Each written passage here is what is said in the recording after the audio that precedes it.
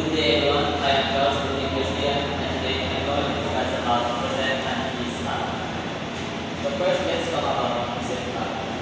And it's very exciting and highlighted. So we are going to look at the types of present patterns and how to identify present patterns. So what is present patterns? Present patterns consist of taking a model for an element and the waiting for completing that element. So in other words, present patterns is an element that admits rotational and rotational element. And present patterns often observed in nature such as animals and flowers. It can also be found in everyday life such as things in your house, like the elephant or the wheels of a car, or including the picnic. So let me give you an example of present pattern. So as you can see, this is called rotational and rotational symmetry, where all of this example has an n-fold rotational symmetry. When you talk about n-fold, you can think of it as the number of times the element rotates before it goes one way to the other. So this example has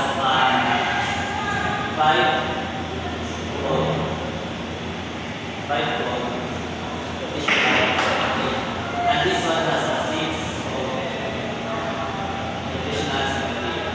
Also, this one has a 3-fold rotational symmetry. Also, this example admits rotational and rotational symmetry because of example of this pattern. So this one has a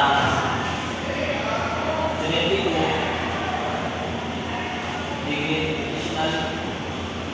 It takes 72 degrees before it takes back to the original position, while this one has a 60-degree and this one has a 120 degree. So later on I'll explain to you how I get the rotational degree of this example.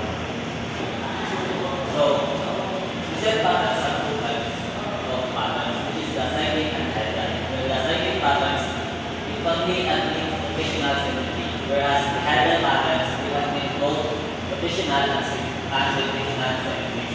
So first let me explain the cyclic pattern. So cyclic symmetry has an n-fold rotational symmetry or rotational symmetry. So like I said earlier that the cyclic symmetry it only admits the rotational symmetry and it has no reflectional symmetry. Also the cyclic symmetry has an n-fold where the n-fold, you can think of it as the number of times the element rotates before it goes back to its original position. So let me give you an example of cyclic. So this is an example of cyclic pattern. As you can see, it has if you think of this one as the first step and also this one. So this one, you can think of it that it rotates 3 times before it gets back to its original position. And we all know that a circle rotates 360 degrees with one revolution.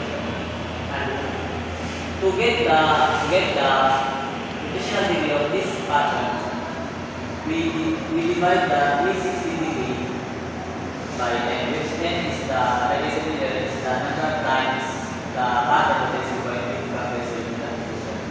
So earlier we identified that the pattern has a default rotational symmetry. So 360 degree divided by 3 is equal to 120 degree. So ensure that this pattern it rotates 120 degrees before it hit back to its original position. So now let's proceed to the next example. This example has only rotational symmetry because it can reflect along the plane of line. So let's identify first the n-fold. So this one has 1, 2, 3, 4, 5, 6, 7, 8. So it has a 8-fold rotational symmetry. And 360 degree divided by 8 is equal to 45. So this one it rotates 45 degree before it gets back to its original position. Now let's proceed to the last example of cyclic pattern. As as you can also see that this pattern is the same with the first example. It also has a threefold rotational symmetry. So it means that this pattern rotates 120 degrees before it gets back to its original position.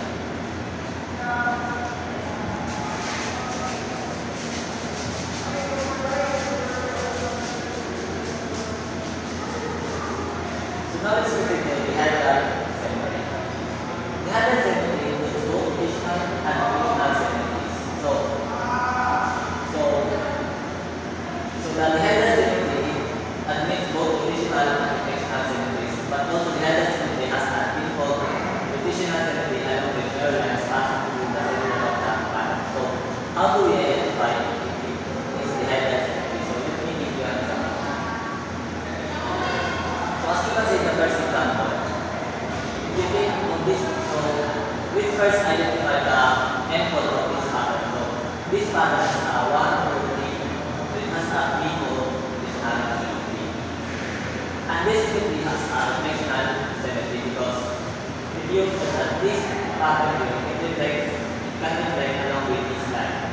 Also this one and this one. That's why it's a rotational symmetry. But if you, for example, if you have a circle here each side, it can't reflect along with these lines because you add a circle to this side. But this one, if you don't have this circle pattern, this one is a rotational symmetry. So this one has a 120 degrees. So this one has, it rotates 180 degrees for each back to its original position. So now let's proceed to the second example. As you can see this one, it can reflect also along with these lines. So it's a rotational symmetry. Now let's identify the endpoint of this pattern. So this pattern has 1, 2, 3, 4, 5, 6. It has a 6-fold rotational symmetry, and 360 degrees divided by 6 is 60 degrees. So it means that this pattern rotates 60 degrees before it gets back to it. So now let's proceed to the last example. As you can see, it has a rotational along with this line and this line. So it is a rotational symmetry. So let's identify the endpoint. So as you can see that this one has also a 6 endpoint rotational symmetry. So it also has a 60 degree. It means that this last example also rotates in 60 degrees for it back to its original position.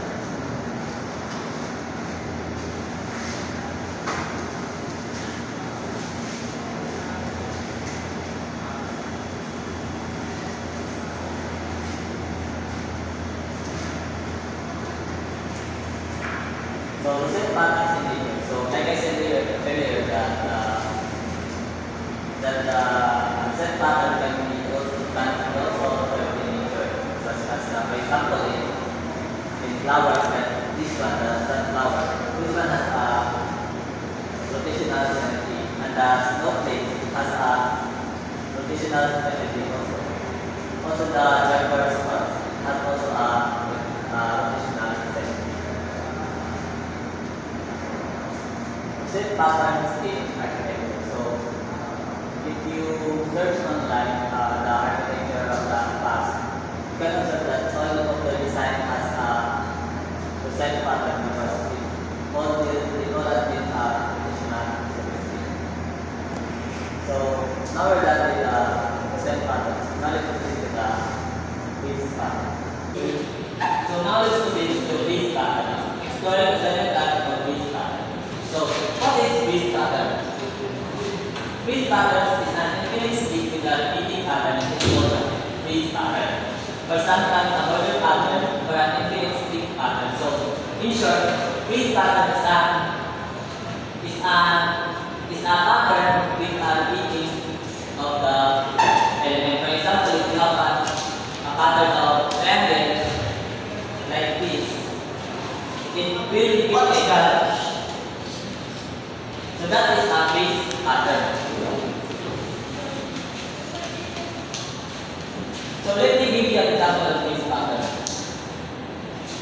So as you can see in the examples, you see a pattern that is repeating itself.